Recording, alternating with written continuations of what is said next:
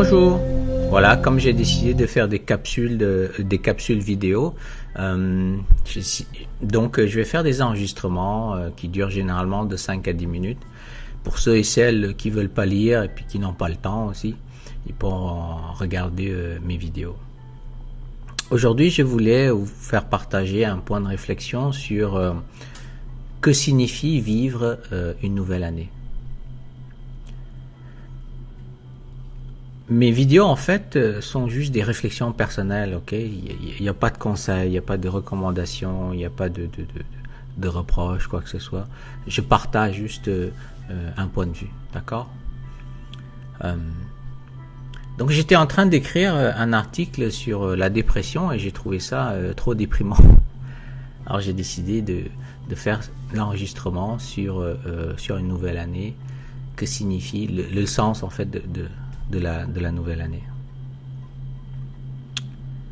Quand on parle de nouvelle année, on entend souvent résolution. Résolution par-ci, résolution par-là. Il y a des gens, ils ont pris la résolution de maigrir, 2 kilos, 5 kilos, 10 kilos. C'est une bonne résolution. De manger moins de sel, moins de sucre, faire du sport, ou être plus gentil avec sa femme, changer de carrière, etc., etc.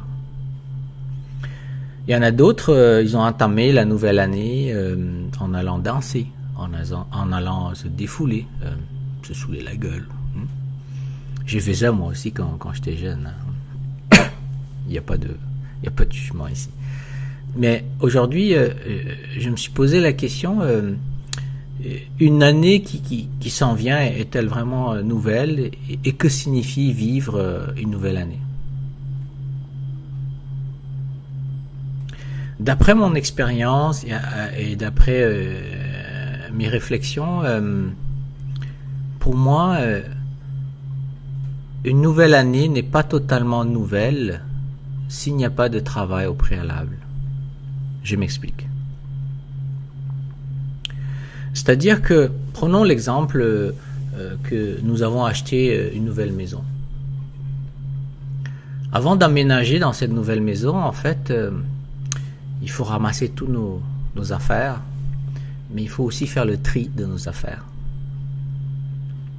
Beaucoup de fois, on a des vieilleries, on a plein des vieuses affaires qu'on ne veut pas jeter, on veut les garder juste au cas où on aurait besoin, mais on les a gardées pendant des années, mais on ne les a jamais utilisées.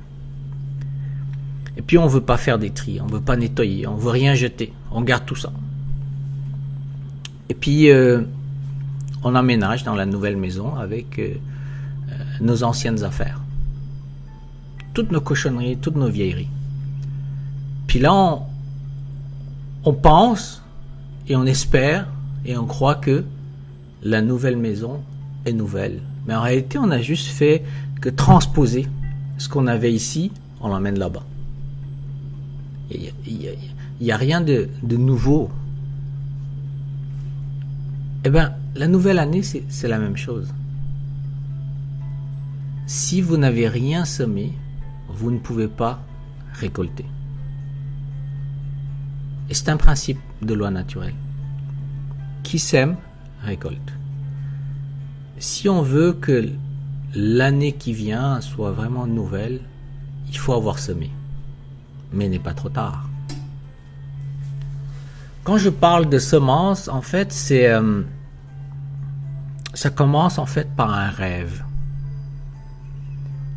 Quel est votre rêve le plus profond?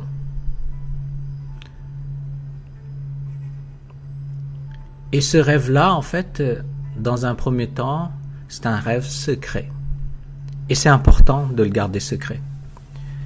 Il ne faut pas l'exposer trop tôt.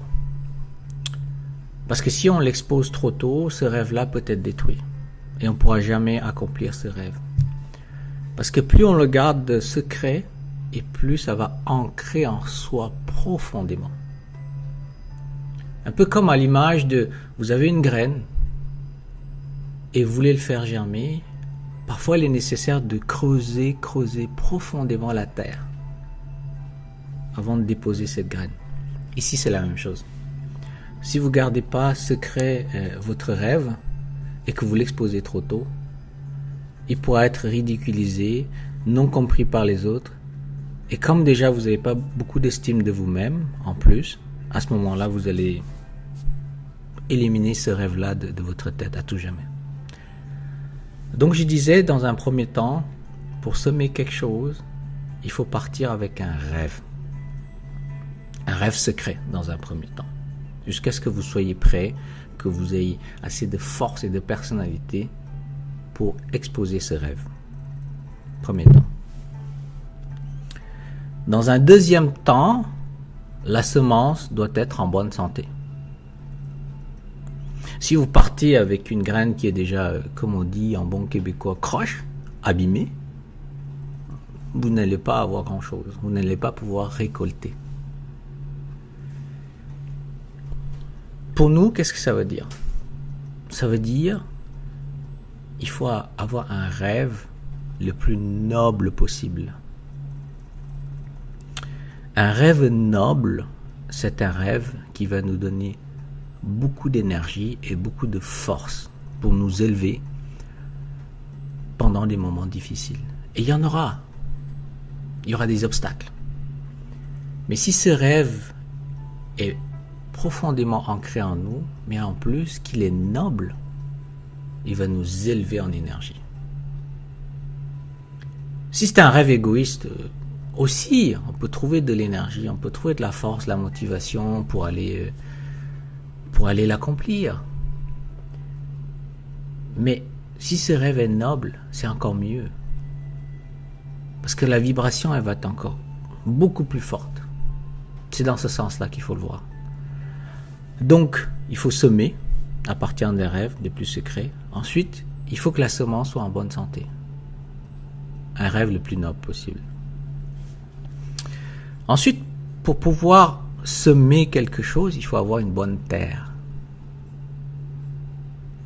Ici, la terre intérieure, c'est une terre intérieure dont on parle ici.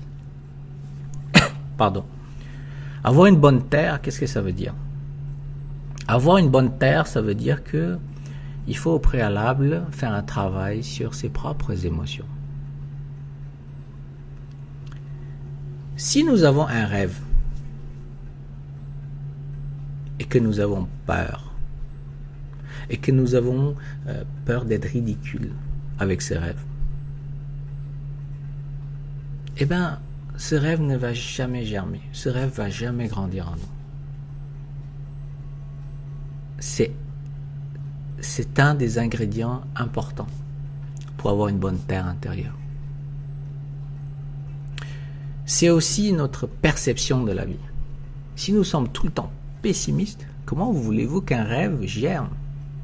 Ce n'est pas possible.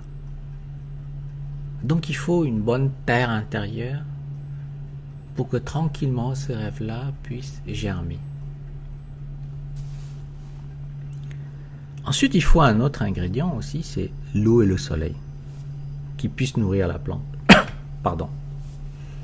L'eau et le soleil ici, c'est l'action qu'on entretient au quotidien pour caresser ce rêve, pour l'entretenir, pour lui donner de l'amour. Et je pense que tous les jardiniers le savent d'une façon intuitive, c'est que plus ils donnent de l'amour à une plante, et plus cette plante grandit bien et vite, en bonne santé.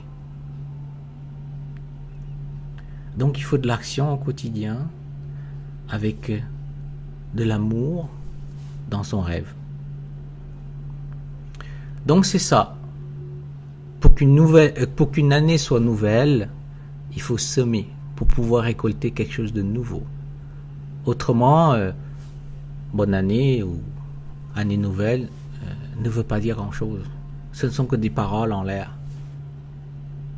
Parce qu'il faut vraiment semer quelque chose très très profondément pour espérer obtenir une belle plante, une belle fleur ou un bel arbre fruitier qui donnera ses fruits plus tard. Et je pense que c'est primordial. Voilà, c'était juste ma réflexion d'aujourd'hui. J'espère que vous avez apprécié. À la prochaine.